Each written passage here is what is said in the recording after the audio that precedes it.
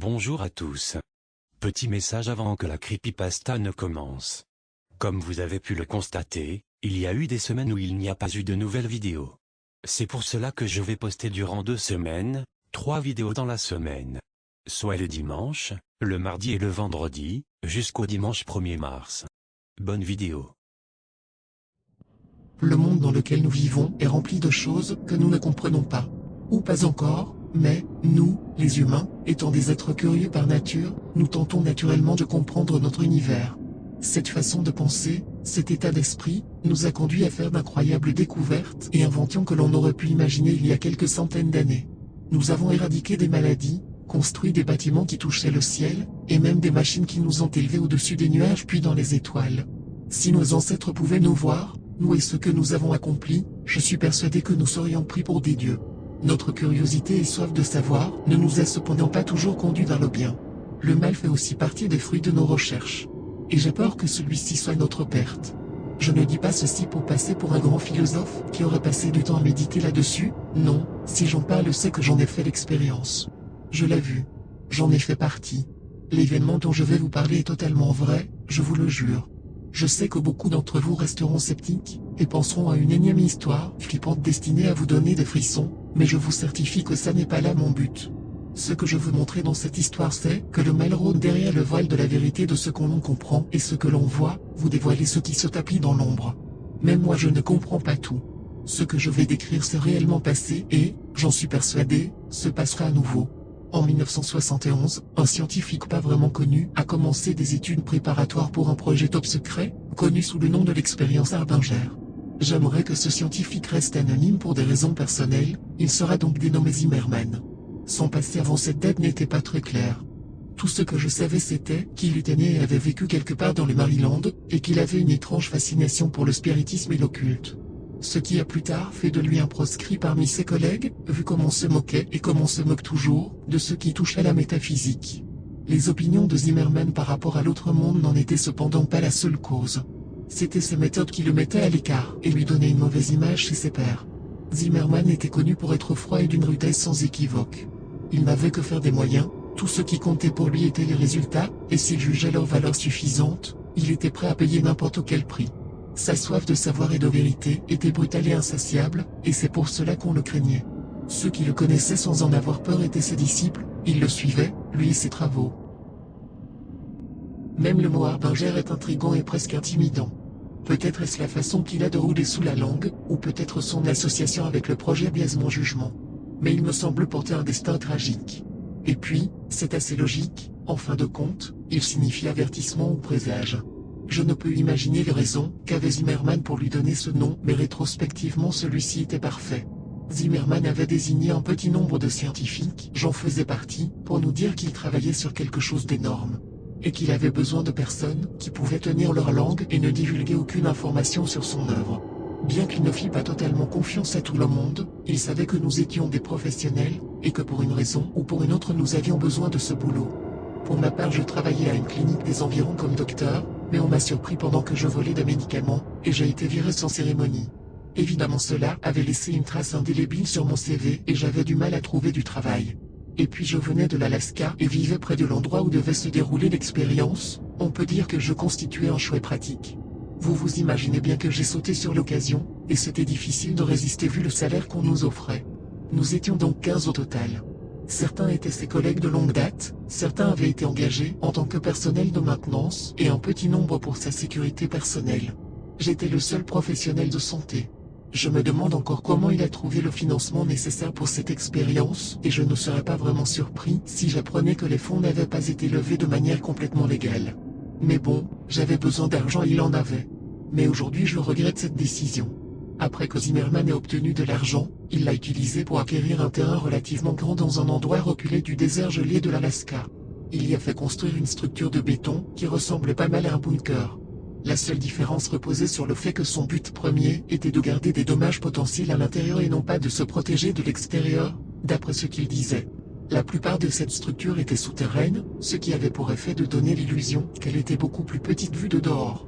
La seule façon d'entrer et de sortir était de passer par une petite échelle qui partait d'un petit bâtiment de béton à la surface, que j'appellerai à partir de maintenant le bâtiment d'entrée, pour que ça soit plus simple, et qui rejoignait le réseau souterrain. La nuit, après que tout le monde soit allé se coucher, la trappe qui renfermait l'échelle était fermée grâce à un large et solide couvercle de métal. Zimmerman était très strict sur ça. Situé non loin de là, il y avait un groupement de cabanes en bois qui servait de dortoir pour le staff. Comparé au bâtiment d'entrée, la structure souterraine était immense. Au centre du complexe se trouvait la salle de contrôle. Là où tous les appareils électriques étaient branchés, ce qui incluait les caméras de surveillance, les lumières et les dispositifs de contrôle des portes. Consoles, moniteurs et ordinateurs tapissaient les murs de cette salle. C'était aussi là que débouchait l'échelle. On pouvait quitter la salle de contrôle par 3 portes, une qui débouchait sur une petite pièce servant d'infirmerie, une autre qui menait à une salle de repos et une troisième qui s'ouvrait sur les couloirs. Les couloirs étaient l'endroit où le complexe commençait à avoir l'air terriblement sinistre. Pour une raison que j'ignore, ils étaient arrangés en suivant un schéma très déroutant, dessinant des cercles et menant à des culs-de-sac. Ces couloirs constituaient la majeure partie de la structure, et il était facile de se perdre dans ce labyrinthe si l'on ne connaissait pas l'endroit. Mais si vous saviez où vous alliez, vous pouviez rapidement vous retrouver devant une des 3 pièces de 6 mètres carrés. Chaque pièce disposait d'une caméra placée à un de ses coins et connectée à un moniteur dans la salle de contrôle. Il y en avait aussi partout dans les couloirs, pour que quiconque surveillant depuis la salle de contrôle puisse regarder où il le voulait, quand il le voulait. Ces petites chambres étaient fermées par de lourdes portes de métal, qui s'ouvraient au moyen d'un digicode à 4 chiffres situé juste à côté. Je me rappelle à quel point les couloirs m'effrayaient quand je venais d'arriver au complexe. J'ai toujours été claustrophobe, vous savez, et ces couloirs étaient vraiment étroits. Le bruit, ou, plus précisément, l'absence de bruit, dans ce dédale était aussi une terrible source d'angoisse pour moi. Un silence surnaturel pesait en permanence, comme si le monde s'était figé. Ça donnait vraiment la sensation d'être piégé.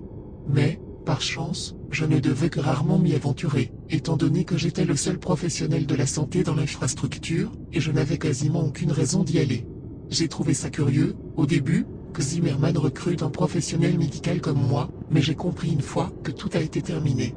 L'objectif officiel de l'expérience Harbinger était de tester et d'observer les effets d'un isolement prolongé sur l'esprit humain. C'est du moins ce qui était indiqué sur les rapports envoyés à l'extérieur. Mais personne, à l'exception du personnel qui menait l'expérience, ne savait que le véritable but était beaucoup plus sombre.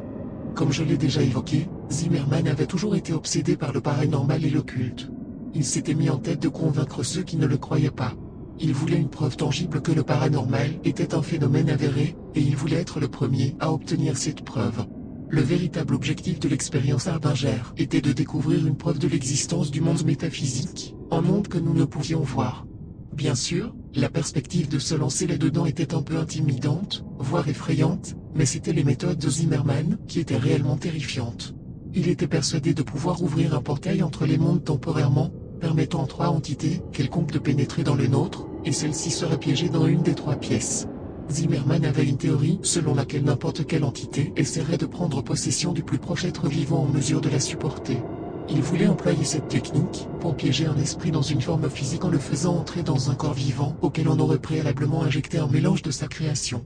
En théorie, ce mélange était conçu pour empêcher l'esprit de quitter l'être qu'il avait possédé. Le seul moyen de quitter un hôte auquel on aurait injecté cette mixture était la mort. Selon Zimmerman, l'hôte devait être un être vivant avec une volonté suffisamment forte pour survivre à la possession. Et la seule espèce possédant suffisamment de volonté pour ça, ce sont les humains. Zimmerman s'est également arrangé pour que les entités entrent dans les 3 pièces et qu'il n'y en aurait qu'une par pièce, bien que je ne puisse pas exactement dire comment il a procédé. En vérité, je n'ai pratiquement aucune idée de comment il a bien pu réussir ce qu'il a fait. Il aimait à garder ses méthodes pour lui-même et pour ceux à qui il faisait le plus confiance, probablement à cause de sa crainte paranoïaque que quelqu'un ne lui vole son idée et obtienne tous les lauriers pour son succès. Si j'avais eu connaissance de la vraie finalité de l'expérience avant de signer, j'y aurais sans doute réfléchi à 2 fois.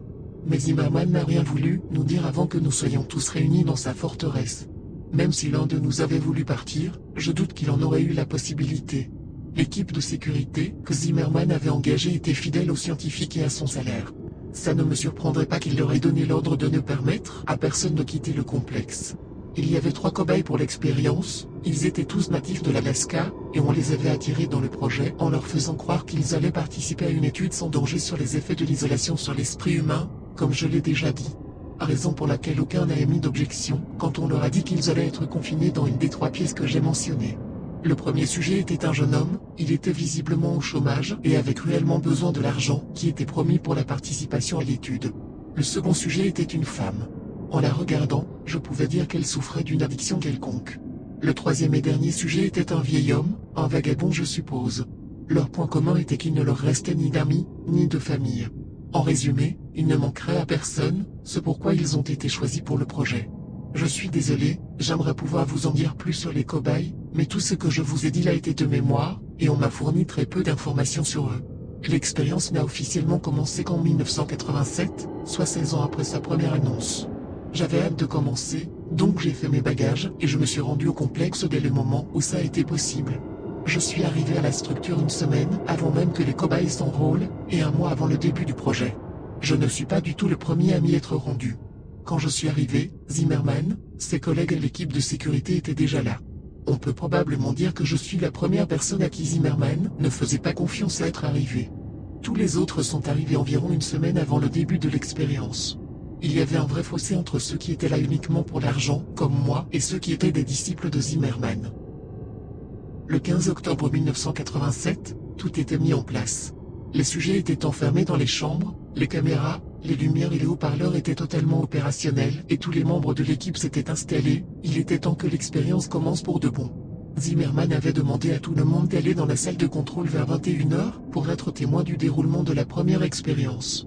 Il voulait que tout le monde soit présent quand il aurait prouvé que ses théories étaient confirmées et qu'il n'était pas fou.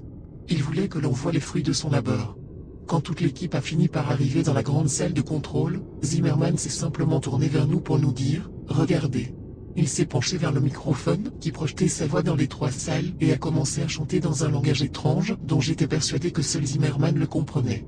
Nous avons observé les trois grands moniteurs sur le mur, en attendant silencieusement que quelque chose se passe. Les sujets étaient debout dans leur chambre, sidérés par la mélodie de Zimmerman, fixant la caméra d'un air confus. Après à peu près 5 minutes, j'ai ressenti quelque chose d'horrible. Je ne pourrais pas exactement expliquer quoi, mais un terrible sentiment de crainte s'est emparé de moi, m'accablant d'angoisse. Et c'est à ce moment que le sol s'est mis à trembler doucement et les lumières à clignoter. Zimmerman continuait de chanter dans le microphone comme si de rien n'était, pendant que les sujets commençaient à tourner dans leur pièce en appelant à l'aide. Puis soudain le sol s'est arrêté de trembler et les images du moniteur ont disparu, laissant place à la neige. L'air était tellement lourd. Nous étions tous en train de regarder les moniteurs, attendant que l'image se rétablisse pour nous montrer ce qui se passait dans les pièces. Pas un bruit pendant un long moment. Puis un hurlement. Les cris d'une femme en proie à une terreur et une douleur insoutenable ont commencé à résonner dans la structure. Les cris similaires d'un homme ont commencé à lui répondre et les deux plaintes se sont mêlées pour former une terrible symphonie de peur et de souffrance qui nous brisait impitoyablement les tympans. Ceux qui n'étaient là que pour l'argent ont commencé à se regarder avec effroi, tandis que les disciples de Zimmerman ne montraient aucune réaction. Nous voulions quitter cet endroit horrible et ne jamais y retourner, mais nous savions au fond de nous que Zimmerman ne nous laisserait pas faire. Il n'y avait aucune échappatoire, nous serions retenus pour un bon moment. Il était 22h13 quand les hurlements se sont enfin arrêtés. Mais les moniteurs devaient encore nous révéler ce qui s'était passé dans ces trois pièces. Quand les cris se sont stoppés, Zimmerman nous a tous donné congé en ajoutant qu'il nous était interdit de revenir avant le lendemain matin, 10h. Ce n'était pas comme si nous le voulions non plus. Nous sommes tous rentrés silencieusement vers le dortoir pour reposer pour la nuit. Je pense que je peux affirmer sans me tromper que rares ont été ceux qui ont pu fermer l'œil cette nuit-là, et je n'en faisais pas partie.